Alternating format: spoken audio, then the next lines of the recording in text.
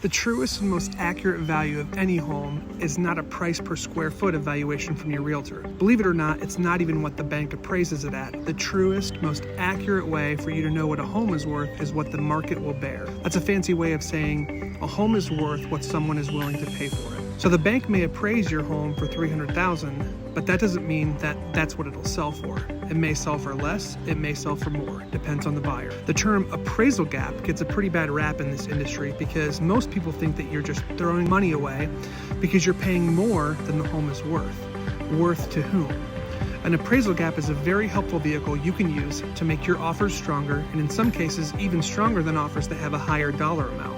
Here's an example. Let's say your dream home hits the market and it's listed at $250,000. You make an offer for $270,000 with a $10,000 appraisal gap. Your competing offer comes in at $280,000 but with no appraisal gap. Which offer is stronger? Your first instinct might be to say $280,000, right? So what happens if the seller accepts that offer, but then the home only appraises for $260,000? Then the buyer and seller have to go to the negotiating table, and the seller has to hope that the buyer is willing to pay more than the bank appraised it for.